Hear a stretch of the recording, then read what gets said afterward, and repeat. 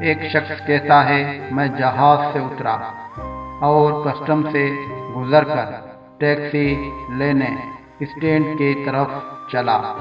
جب میرے پاس ایک ٹیکسی رکی تو مجھے جو چیز انوکھی لگی وہ گاڑی کی چمک دمک تھی۔ اس کی پالش دور سے جگمگا رہی تھی۔ ٹیکسی سے ایک سمارٹ ڈرائیور تیزی سے نکلا۔ اس نے سفید شرٹ اور سیاہ پتلون پہنی ہوئی تھی جو کہ تازہ تازہ استری شدہ لگ رہی تھی۔ اس نے صفائی سے سیاہ ٹائی بھی باندھی ہوئی تھی۔ وہ ٹیکسی کی دوسری طرف آیا اور میرے لیے گاڑی کا پچھلا دروازہ کھولا۔ اس نے ایک خوبصورت کارڈ میرے ہاتھ میں تھمایا اور کہا، سر، جب تک میں آپ کا سامان ڈگی میں رکھوں آپ میرا مشن اسٹیٹمنٹ پڑھ لیں۔ میں نے آنکھیں میچ لی، یہ کیا ہے؟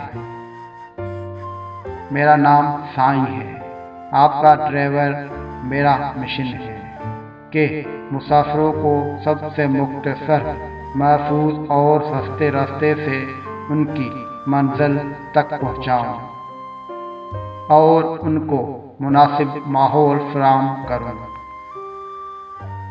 میرا دماغ بہک سے اڑ گیا۔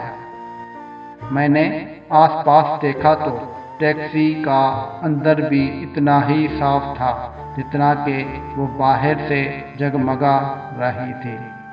اس دوران وہ اسٹیئرنگ سنبھال چکا تھا۔ سر، آپ کافی یا چائے پینا چاہیں گے؟ آپ کے ساتھ ہیں؟ 2 تھرماس پڑے ہوئے تھے جن میں چائے اور کافی موجود ہے۔ میں نے مذاق میں کہا کہ نہیں، میں تو کوئی کولڈ ڈرنک پیوں گا۔ وہ بولا، سر کوئی مسئلہ نہیں، میرے پاس آگے کولر پڑا ہوا ہے، اس میں کوک، لسی، پانی اور اورنج جوس ہے، اب کیا لینا چاہیں گے؟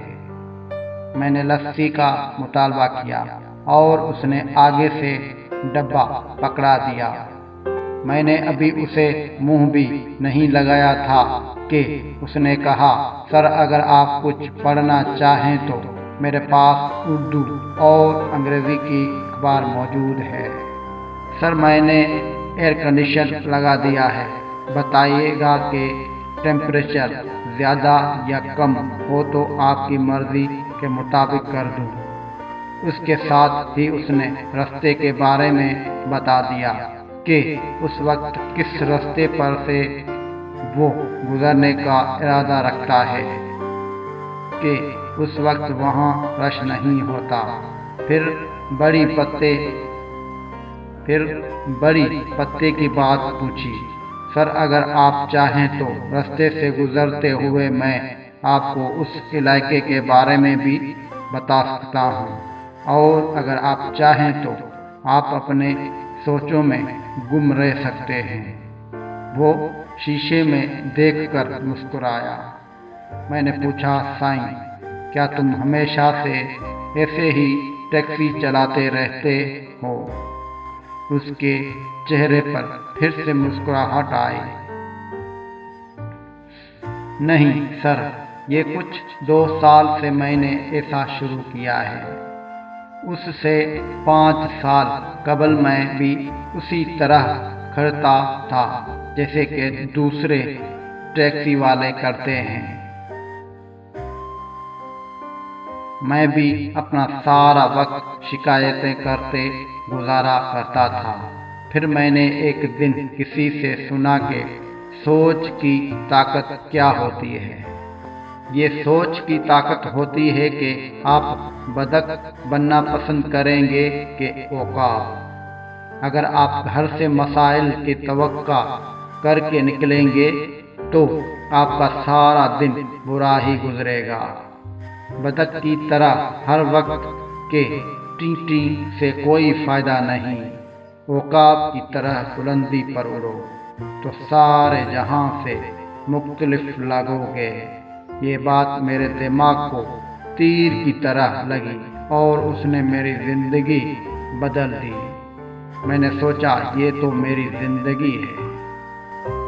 میں ہر وقت شکایتوں کا انبار لیے ہوتا تھا اور پتنگ اور بدک کی طرح سے ٹی ٹی کرتا رہتا تھا۔ بس میں نے عقاب بننے کا فیصلہ کیا۔ میں نے ارد گرد دیکھا تو تمام ٹیکسیاں گندی دیکھی۔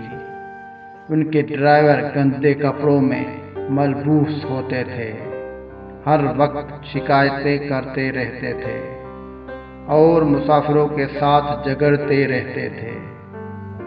ان کے مسافر بھی ان سے بیزار ہوتے تھے، کوئی بھی خوش نہیں ہوتا تھا۔ بس میں نے خود کو بدلنے کا فیصلہ کیا۔ پہلے میں نے چند تبدیلیاں کی، گاڑی صاف رکھنے شروع کی اور اپنے لباس پر توجہ دی۔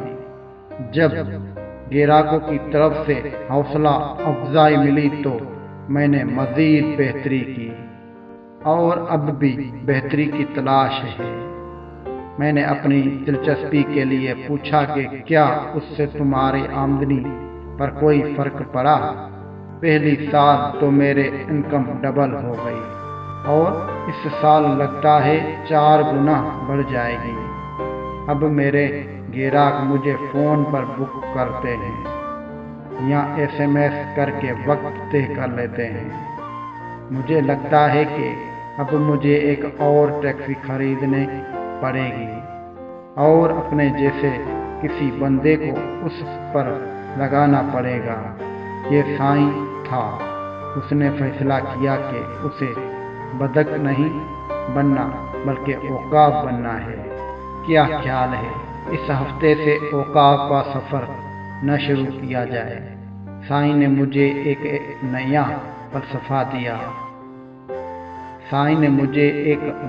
فلسفہ دیا، سوچ بدلو، زندگی بدلو۔ وہ جو کسی نے کہا ہے نا کہ کوئی بھی پانی میں گرنے سے نہیں مرتا وہ اس وقت ہے جب وہ اس مشکل سے نکلنے کے لیے ہاتھ پاؤں نہیں مارتا۔